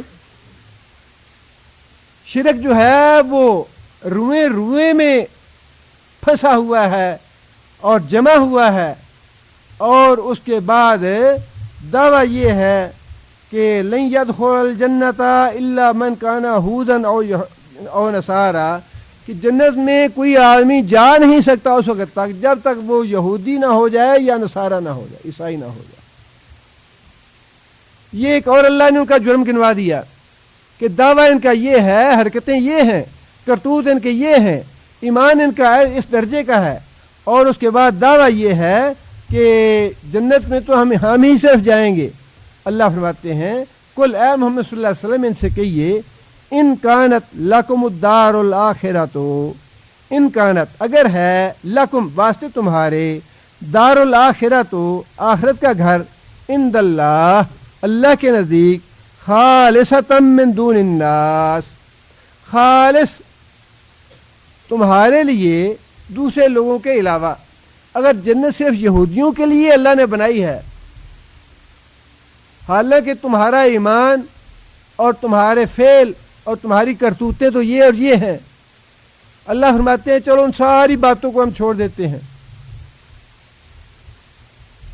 تمہارے امتحان کے لیے یا تمہارا ایمان جانچنے کے لیے یا تمہارا یہ دعویٰ جانچنے کے لیے کہ تم کہاں تک سچے ہو اپنے اس دعوے میں. اللہ فرماتے ہیں فتمنوا الموت ان کنتم صادقین, فتمنوا الموت, موت کی تمنا کرو, ان کنتم صادقین اگر تم اس دعوے میں سچے ہو کہ جنت صرف ہمارے لیے ہے, اس لیے کہ مرنے کے بعد یا جنت ہے یا جہنم ہے, اور تو کوئی تیسرا راستہ کہیں جاتا نہیں ہے.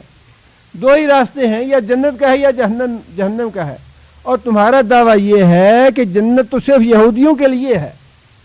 اللہ فرماتے ہیں یہ تو بڑی اچھی بات ہے, پھر آج ہی مرو, فتمنوا الموت, موت کی تمنا کرو تاکہ فوراً جنت میں پہنچو. اس لیے کہ جس کا فی الواقع یہ ایمان ہے کہ مرنے کے بعد اللہ تعالیٰ ہمیں جنت دے گا اور ہمارا الحمدللہ اللہ کے فضل و کرم سے ایمان کامل ہے, وہ تو چاہتا ہے کہ دنیا سے جائے.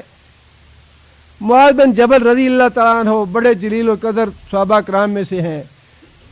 اہل یمن نے نبی صلی اللہ علیہ وسلم سے درخواست کی کہ یا رسول اللہ کوئی بڑا اچھے عالم فاضل آدمی بھیجیے ہمارے پاس دین سکھانے کے لیے. نبی صلی اللہ علیہ وسلم نے چیدہ صحابہ کرام منتخب فرمائے اور حضرت معاذ بن جبل رضی اللہ تعالیٰ عنہ کو ان کا سردار بنایا اور فرمایا جاؤ یمن میں جا کے لوگوں کو دین سکھاؤ, قرآن سکھاؤ. نبی صلی اللہ علیہ وسلم نے یہ بات ارشاد فرمائی تھی جس آدمی نے حلال و حرام کے مسئلے سیکھنے ہو وہ کس سے سیکھے؟ حضرت معاذ بن جبل سے. بڑے عالم فاضل آدمی تھے. یمن میں گئے اور پھر عہد فاروقی میں بھی حضرت عمر فاروق رضی اللہ تعالیٰ عنہ نے خاص طور پہ شام کے لوگوں نے یہ درخواست کی امیر المومنین ہم نے کچھ مدارس بنائے ہیں اور ان مدارس کے لیے ہمیں اساتذہ کرام چاہیے, آپ ہمارے پاس کچھ اجل اساتذہ کرام بھیجیں. نبی صلی اللہ علیہ وسلم حضرت امیر المومنین حضرت عمر فاروق نے وہاں بھی حضرت معاذ بن جبل اور 4-5 ساتھی اور تھے, انہیں بھیجا. ساری عمر پڑھتے پڑھاتے قرآن پڑھتے پڑھاتے گزار دی, ساری عمر دین کی تبلیغ کرتے دعوت کرتے گزار دی. اب اللہ کا فضل ہے کہ دل تو مطمئن ہے اس راستے پہ. جب بڑھاپا آیا فلسطین منتقل ہو گیا, موت کا وقت آیا تو کہنے لگے کہ مرحبا بالموت مرحبا, اے موت تجھے میں خوش آمدید کہتا ہوں, بڑی دیر کر دی تم نے آتے آتے. اور پھر اللہ سے دعا کی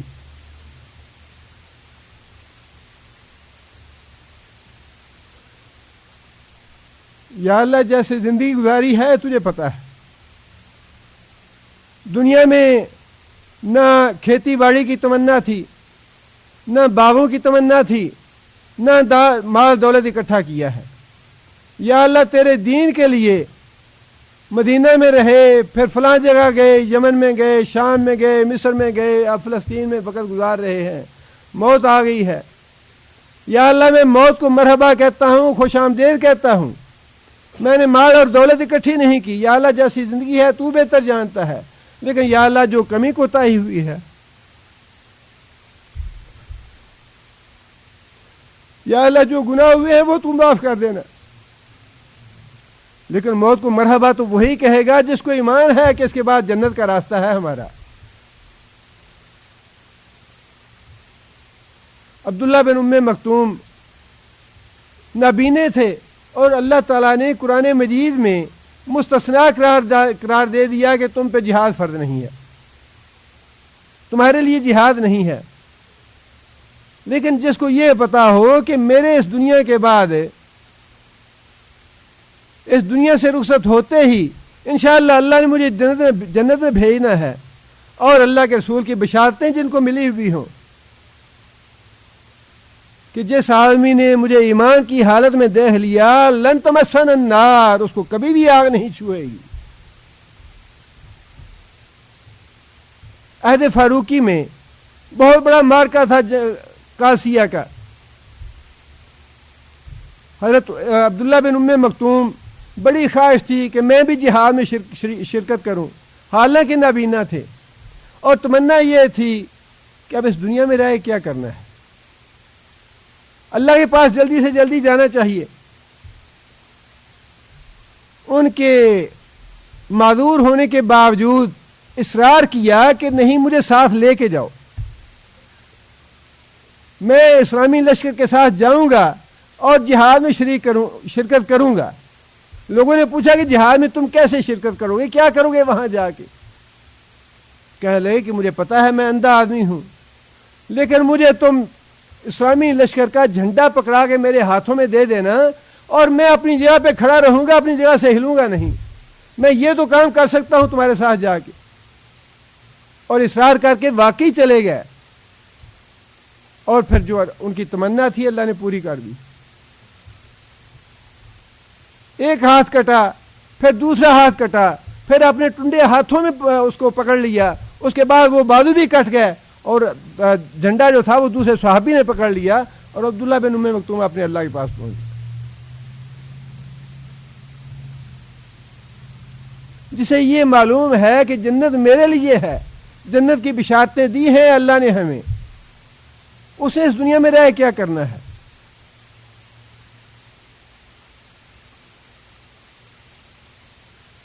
کمال اتاتورک بے ایمان اور بے دین آدمی تھا۔ جب اس نے انقلاب برپا کیا ترکی میں، تو ساری دین کی جتنی بھی علامتیں تھیں، دین کے جتنے بھی معاملات تھے، ان سب کو اسے ملیا میٹ کرنے کی کوشش کی، اور جو چند ایک افراد تھے اللہ کے دین کا کلمہ بلند کرنے والے، وہ تو ہر جگہ رہتے ہیں، اپنی جانیں بھی دیتے ہیں، تکلیفیں اور مصیبتیں بھی اٹھاتے ہیں، جیلوں میں جاتے ہیں، سب کچھ کرتے ہیں۔ جج بٹھا دیے سزائیں دینے کے لیے، 10-15 آدمیوں کو سزائیں دے دی موت کی، اور جو ان کا سربراہ تھا سعید نورسی، اسے جج نے پوچھا کہ کیا تم اب بھی یہ تمنا کرو گے کہ اسلامی نظام قابل عمل ہے آج بھی، اور اسلامی نظام نافذ ہونا چاہیے، یا اسلامی احکام جو ہیں انہیں نافذ کرنا چاہیے؟ سعید نورسی نے کہنے لگے کہ مجھے پتا ہے کہ میرے ساتھیوں کو پھانسی کی سزا مل گئی ہے، لیکن تمہیں اس بات کا کیا اندازہ کہ میں کتنا جلدی اپنے رب کے پاس پہنچنا چاہتا ہوں۔ جس طرح ایک دیہاتی آدمی کو یہ بتایا جائے کہ فلاں شہر جو ہے اس میں بجلی کے کمکمے ہوتے ہیں، اس میں بڑی بڑی سڑکیں ہوتی ہیں، بڑی بڑی عمارتیں ہوتی ہیں، اور اسے ساری زندگی میں وہ کچھ نہ دیکھا ہو، اور اس کے دل میں بڑی تڑپ ہو کہ میں شہر جا کے دیکھوں تو صحیح ہوتا کیسے ہے۔ ہمارے ہاں بڑا مشہور ہے، جس نے لاہور نہیں دیکھا اس نے کچھ بھی نہیں دیکھا۔ لاہور دیکھنے کا شوق تھا بچپن میں، جب چھٹیاں ہوتی گرمیوں کی چلیں لاہور جا کے دیکھتے ہیں۔ سید نورسی نے کہا کہ جس طرح ایک دیہاتی آدمی کے دل میں شوق ہوتا ہے کہ میں کوئی بڑا شہر جا کے دیکھوں کہ بڑے شہر میں کیا کچھ ہوتا ہے، اسی طرح مجھے شوق ہے کہ میں اس دنیا کو چھوڑ کے اگلی دنیا میں جا کے دیکھوں کہ میرے لیے اللہ نے کیا تیار کر رکھا ہے۔ فَلَا تَعْلَمُ نَفْسٌ مَّا أُخْفِيَ لَهُم مِّن قُرَّةِ أَعْيُنٍ جَزَاءً بِمَا كَانُوا يَعْمَلُونَ۔ جس کا ایمان ہے جنت پہ، یا جسے یہ پتہ ہے کہ ہمارے لیے خوشخبریاں ہیں، ہمارے لیے بشارت ہے، اس کے لیے تو بوجھ ہے یہ زندگی۔ حضرت عمر نے کیوں دعا کی؟ یہ حج کے بعد جب واپس آ رہے تھے، راستے میں کھلی زمین پہ لیٹ گئے اور سوچو بچار شروع کر دیا، دماغ میں باتیں آنے لگیں، اور پھر اٹھ کے اللہ تعالیٰ سے دعا کی کہ یا اللہ بوڑھا ہو گیا ہوں، ہڈیاں کمزور ہو گئی ہیں، جب تک طاقت تھی اور ہمت تھی یا اللہ تیرے دین کا جتنا کام ہو سکا میں نے کیا ہے تیری توفیق سے اور تیرے فضل سے۔ یا اللہ بوڑھا ہو گیا ہوں، کمزور ہو گیا ہوں، کہیں ایسے نہ ہو کہ گناہ میرے اوپر آ جائے، میں اپنی زندگی کا حق ادا نہ کر سکوں، یا اللہ مجھے اٹھا لے دنیا سے۔ اللہم احینی ما علمت الحیات خیر لی، یا اللہ جب تک تو سمجھتا ہے کہ یہ زندگی میرے لیے خیر و برکت کا باعث ہے، یا اللہ مجھے زندہ رکھ۔ وامتنی ما کنت تعلم، اور جب تک تو جانتا ہے کہ میری موت جو ہے وہ میرے لیے خیر و برکت کا باعث ہے، یا اللہ مجھے موت دے دے۔ یہ بہت بڑا ٹیسٹ ہے کہ جو آدمی مرنا، اور نبی صلی اللہ علیہ وسلم، وہ حدیث تو بڑی مشہور ہے اور معروف ہے، نبی صلی اللہ علیہ وسلم نے فرمایا کہ لوگ جو ہیں بڑی کثرت کے ساتھ ہوں گے لیکن کفار چڑھ دوڑیں گے میری امت پہ، حالانکہ بہت زیادہ تعداد ہوگی۔ تو صحابہ کرام نے عرض کیا یا رسول اللہ کیا وجہ ہوگی اس کی؟ فرمایا کہ وجہ اس کی یہ ہوگی کہ ان کے دلوں میں وہن پڑ جائے گا۔ صحابہ نے عرض کیا یا رسول اللہ یہ وہن کیا ہے؟ فرمایا کہ زندگی سے محبت اور موت سے ڈر پیدا ہو جائے گا، زندگی سے محبت پیدا ہو جائے گی اور موت سے ڈرنے لگے۔ موت سے ڈرنے کا مراد یہ ہے کہ جہاد ترک کر دیں گے، جہاد کے لیے نہیں نکلیں گے۔ یہ تو بہت بڑا ٹیسٹ ہے، ہمارے ہر آدمی کے لیے ٹیسٹ ہے۔ یہودیوں کو تو اللہ تعالیٰ نے ویسے ایک وارننگ دے دی، چیلنج دے دیا کہ اگر تم یہ سمجھتے ہو جنت صرف تمہارے لیے ہے تو ذرا تمنا بعض منہ سے نکال کے دیکھو۔ اور بعض مفسرین نے یہ لکھا ہے کہ اگر وہ یہ زبان سے بات نکال دیتے تو روئے زمین پہ ایک یہودی باقی نہ رہتا، اللہ سب کو مار دیتے فوراً ہی اگر موت کی تمنا کر بیٹھتے۔ اور یہ ٹیسٹ ہر آدمی کے لیے ہے کہ جس اپنے دلوں کو ٹٹول کے دیکھیے ذرا، اگر تو تمنا یہ ہے کہ ابھی میرے بچے جوان ہوں گے، ان کی پڑھائی ہوگی، ان کی شادیاں ہوں گی، ان کو برسر روزگار بنانا ہے، 10-15 سال 20 سال اور چاہیے، اس کا مطلب یہ ہے کہ دنیا کی محبت بڑی پکی ہے دل کے اندر۔ اور اگر دل حاضر ہے اس بات کے لیے کہ یا اللہ تیری امانت ہے، جب تو چاہے اپنے پاس بلا لے، یہ دنیا کے کام تو ہوتے رہیں گے، اللہ کے رسول دنیا سے رخصت ہو گئے اور اللہ نے جس سے کام لینا تھا اللہ نے اس سے کام لے لیا۔ حضرت صدیق اکبر رضی اللہ تعالیٰ عنہ کو اللہ تعالیٰ نے تیار کر دیا اس کام کے لیے کہ خلیفہ اول بنے، اور کتنے معاملات ایسے تھے۔ حضرت عمر فاروق نے کئی دفعہ اعتراف کیا کہ ہاں میں نے محسوس کر لیا کہ اللہ نے ابو بکر کا سینہ کھول دیا ہے اور حق وہی ہے جو ابو بکر کہتا ہے۔ وفات میں بھی حضرت عمر رضی اللہ تعالیٰ عنہ لڑکھڑا گیا کہ جو بھی یہ کہے گا کہ رسول اللہ صلی اللہ علیہ وسلم فوت ہو گئے میں اس کی گردن اتار دوں گا، وہ منافق ہے۔ حضرت ابوبکر صدیق رضی اللہ تعالیٰ عنہ جب یہ خطبہ دیا کہ جو اللہ کی بندگی کرتا تھا تو اسے یاد رکھنا چاہیے کہ اللہ حی ہے، اللہ کے لیے موت نہیں ہے، اور جو رسول اکرم صلی اللہ علیہ وسلم کی بندگی کرتا تھا اسے معلوم ہونا چاہیے کہ نبی صلی اللہ علیہ وسلم فوت ہو گیا، نبی صلی اللہ علیہ وسلم رخصت ہو گیا اس دنیا سے۔ حضرت عمر کہتے ہیں کہ مجھے تب ہوش آیا، تب مجھے اس بات کا یقین آیا کہ نبی صلی اللہ علیہ وسلم تو واقعی فوت ہو گئے ہیں، اور میرے اندر اپنی ٹانگوں پہ کھڑے رہنے کی ہمت نہ رہی، لیکن اللہ نے حضرت ابوبکر کا سینہ کھول دیا۔ یہ تو اپنے دلوں کو ٹٹولنے والی بات ہے اور ٹٹولتے رہنا چاہیے کہ اللہ سے ملنے کی محبت ہے یا نہیں ہمارے دلوں میں، اللہ کے پاس جانے کی چاہت ہے یا نہیں ہے۔ یہ ٹیسٹ ہے جو لیا اللہ تعالیٰ نے یہودیوں کا کہ فتمنوا الموت ان کنتم صادقین، اگر تم واقعی سچے ہو تو موت کی تمنا کرو۔ آگے اللہ نے فرمایا وَلَن يَتَمَنَّوْهُ أَبَدًا، یہ یہودیوں کے کرتوت ایسے ہیں کہ یہ کبھی بھی تمنا نہیں کریں گے موت کی. بما قدمت ایدیہم، بسبب اس چیز کے جو ان کے ہاتھوں نے آگے بھیجا، یعنی جو کرتوتیں یہ کر رہے ہیں، جو ان کے بدعمالیاں ہیں، جو ان کے گناہ ہیں اور جو ان کا کفر ہے، اس کی وجہ سے یہ موت کی تمنا کبھی بھی نہیں کریں گے. واللہ علیم بالظالمین، اور اللہ تعالیٰ ظالموں سے خوب آگاہ ہے.